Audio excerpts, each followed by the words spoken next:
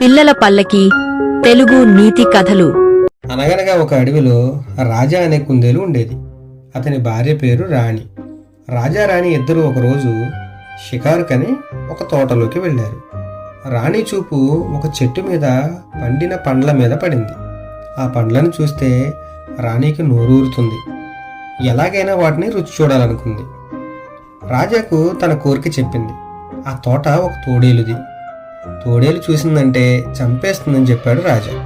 కానీ రాజా మాటలు రాణి వింటేగా పట్టుబట్టింది. రాజా ఏం చేయగలడు? మెల్లగా కొన్ని పండ్లు కోశాడు. అంతలో అక్కడికి తోడేలు రానే వచ్చింది. రాజా తోడేలు రాకని ముందే పసిగట్టాడు. అటు ఇటు చూశాడు. పక్కనే ఒక పెద్ద పీపా కనిపించింది. పండ్లు ఆ పీపాలో వేశాడు. ఏమీ తెలియనట్లు దిక్కులు చూస్తూ నిలబడ్డాడు. ఏ కుందేలా, ఇక్కడేం చూస్తున్నావు? తోడేలు మామ, భలే అందమైన తోట పెంచావే, చూడడానికి వచ్చా. సరే, పండ్లు కొయ్యవద్దు సుమా.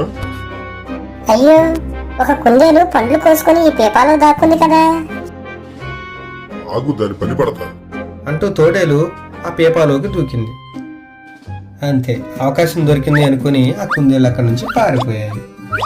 కథ నచ్చినట్లయితే లైక్ చేసి ఛానల్ సబ్స్క్రైబ్ చేయండి. ఇలాంటి మరిన్ని మంచి కథలు మీకోసం ప్రతిరోజు వస్తూనే ఉంటాయి.